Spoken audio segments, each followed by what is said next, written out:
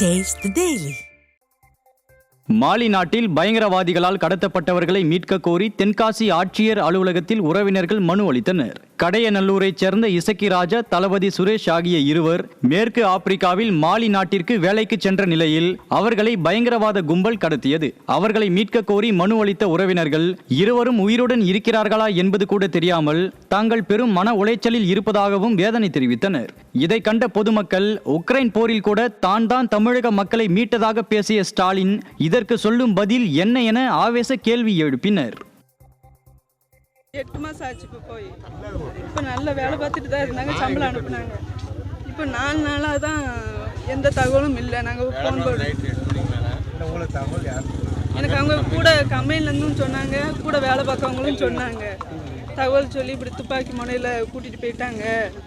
ஒரு தகவலும் அதுக்கப்புறம் தெரியவே இல்லை. எங்களுக்கு சீக்கிரமாக என் வீட்டுக்காரையும் கூட போனவங்க எல்லாத்தையும் கண்டுபிடிச்சி கொடுக்கணும். தமிழ்நாடு அரசு எல்லாரும் சேர்ந்து என் பிள்ளைகளை வச்சுட்டு என் பிள்ளைகள்லாம் அழுகுது. பார்த்தாடி சீக்கிரமாக கண்டுபிடிச்சி கொடுக்கணும். போய் 7 மாதம் முடிஞ்சிருச்சு. 7 மாதம் முடிஞ்சு என்கிட்ட 5ஆம் தேதி வரைக்கும் பேசிக்கிட்டு இருந்தோம். 5ஆம் தேதி பேசிக்கிட்டு இருந்தால் 6ஆம் தேதி என்னோட பேசலை. 7ஆம் தேதி ஃபோன் அடிச்சு வச்சு ஒன்று 7ஆம் தேதி காலையில் 7ஆம் தேதி காலையில் அங்கேருந்து ஃபோன் வந்துச்சு. உங்கள் பையனை தீவிரவாதி கடத்திட்டாங்க அப்படின்னு சொன்னால் நான் உனக்கு ஒன்றுமே ஓடலை, என்ன செய்யணும் அதை செய்யணும்னு தெரியல.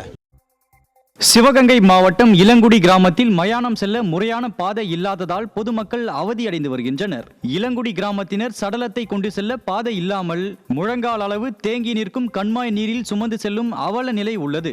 இது குறித்து பலமுறை மனு அளித்தும் இதுவரை எந்த நடவடிக்கையும் எடுக்கவில்லை என பொதுமக்கள் வேதனை தெரிவிக்கின்றனர். விடிய அரசின் அதிகாரிகள் ஆழ்ந்த தியானத்தில் இருந்து விழித்து முறையான நடவடிக்கை எடுக்க வேண்டும் என மக்கள் வலியுறுத்தியுள்ளனர்.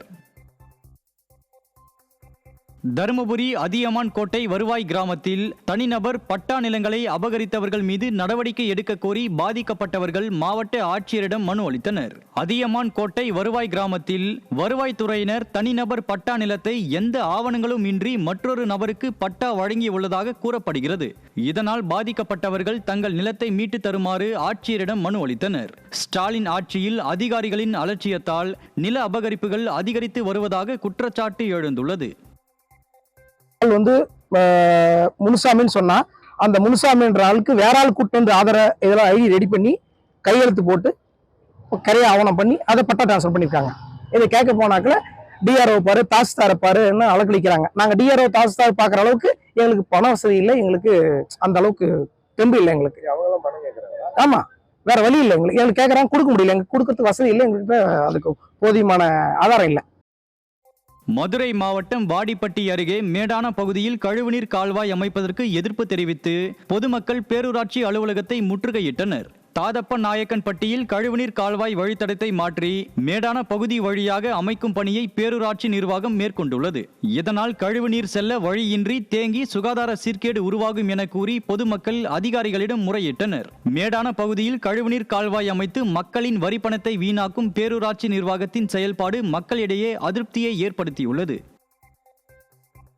திண்டுக்கல் மாவட்டம் பெத்தநாயக்கன்பட்டி ஊராட்சிக்கு உட்பட்ட சமத்துவபுரம் நரிக்குறவர் காலனி பகுதியில் அதிக அளவில் அசுர வேகத்தில் செல்லும் லாரிகளால் பாலம் இடிந்து விழும் நிலை ஏற்பட்டுள்ளதாக கூறி பொதுமக்கள் சாலை மறியலில் ஈடுபட்டனர். கல்குவாரிகளில் இருந்து பாறைகள் உடைக்கப்பட்டு அவை லாரிகளில் கொண்டு செல்லப்படுகிறது. இந்நிலையில் அதிக அளவிலான எடை கொண்ட லாரிகள் தினமும் செல்வதால் தரைப்பாலம் விரிசல் ஏற்பட்டுள்ளதாக கூறப்படுகிறது. எனவே இதுகுறித்து விடிய அரசு நடவடிக்கை எடுக்க வேண்டும் என அப்பகுதி மக்கள் வலியுறுத்தியுள்ளனர். கடலூர் மாவட்ட ஆட்சியர் அலுவலகம் எதிரே தென்பண்ணை ஆற்றின் குறுக்கே உள்ள தரைப்பாலம் தண்ணீரால் மூழ்கிய நிலையில் பொதுமக்கள் ஆபத்தான முறையில் பாலத்தை கடக்கும் அவலம் நிலவுகிறது. சாத்தனூர் அணையில் இருந்து திறக்கப்பட்ட உபரி நீரால் தென்பண்ணை ஆற்றின் குறுக்கே உள்ள தரைப்பாலம் மூழ்கியது. இந்நிலையில் ஆபத்தை உணராமல் ஆர்ப்பரித்து செல்லும் நீரில் நடந்து பொதுமக்கள் பாலத்தை கடக்கின்றனர். விடியா திமுக அரசு முறையான முன்னேற்பாடுகளை ஏற்படுத்தாததால் உயிர் பலி ஏற்படும் அபாயம் உள்ளதாக குற்றச்சாட்டு எழுந்துள்ளது. நீலகிரி மாவட்டம் அதிகரட்டி பேரூராட்சிக்கு உட்பட்ட இந்திரா நகர் பகுதியில் சாலை வசதி கேட்டு பள்ளி மாணவ மாணவியர்கள் மற்றும் ஊர் பொதுமக்கள் மாவட்ட ஆட்சியரிடம் மனு அளித்தனர். இந்திரா நகர் பகுதியில் முறையாக சாலை வசதி இல்லாததால் பொதுமக்கள் கடும் அவதியடைந்து வருகின்றனர். மேலும் குடிநீரும் தரமற்ற நிலையில் விநியோகம் செய்யப்படுவதாக குற்றச்சாட்டு எழுந்துள்ளது. ஸ்டாலின் ஆட்சியில் அடிப்படை வசதிகளுக்கு கூட அலை கழிக்கப்படுவதாக பொதுமக்கள் வேதனை தெரிவிக்கின்றனர். குழந்தைங்க நடக்கிறதுக்கு, பெரியவங்க, வயசானவங்க ஒருத்தர் இறந்தா கூட அங்கே வந்து தூக்கிட்டு போகிறதுக்கு வந்து ரொம்ப சங்கடமாக இருக்குது. குழந்தைங்களுக்கு வந்து நாங்கள் வீட்டிலேருந்து 1 கிலோமீட்டர் ரோட்டில் கொண்டு வந்து விடணுன்னாக்க ஒரு குடம் தண்ணியை கொண்டு வந்து நம்ம கை காலெல்லாம் கழுவி முடிச்சுட்டு அதுக்கப்புறம் ஷூ போட்டு அனுப்புகிற மாதிரி இருக்குது. திண்டுக்கல் மாவட்டம் கொடைக்கானல் நட்சத்திர ஏரி சாலையில் ஜல்லிக்கட்டு காளை போல் சீறி பாய்ந்த காட்டெருமையை கண்டு சுற்றுலா பயணிகள் மற்றும் பொதுமக்கள் அச்சமடைந்தனர். கொடைக்கானல் மற்றும் அதன் சுற்று வட்டார பகுதிகளில் வன விலங்குகள் பொதுமக்களை அச்சுறுத்துவது தினம்தோறும் அரங்கேறி வருகிறது. இந்நிலையில் ஏரி சாலையில் மிரண்டு ஓடிய காட்டெருமை குறித்த வீடியோ வெளியாகியுள்ளது. விடிய அரசின் மாவட்ட நிர்வாகம் வன விலங்குகள் நகருக்குள் வருவதை தடுக்கும் வகையில் வேலி அமைக்க வேண்டும் என கோரிக்கை விடுத்துள்ளனர்.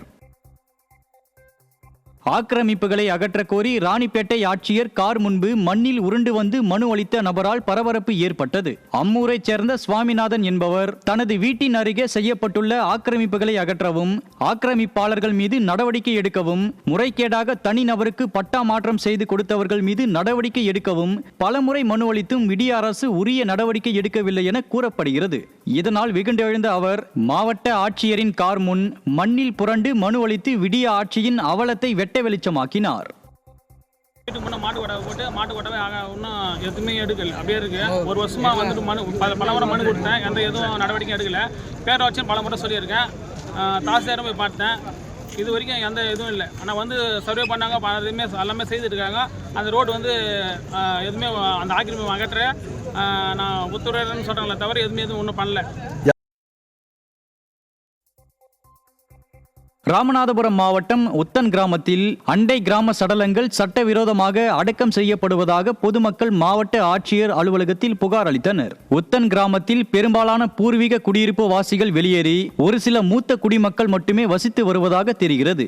இச்சூழலை பயன்படுத்தி அருகில் உள்ள கிராமத்தினர் தங்கள் கிராமத்தில் இறந்த நபரின் பிணத்தை சட்டவிரோதமாக உத்தன் கிராமத்தில் அடக்கம் செய்ததாக தெரிகிறது. இதற்கு எதிர்ப்பு தெரிவித்து உத்தன் கிராம மக்கள் புகார் அளித்தனர்.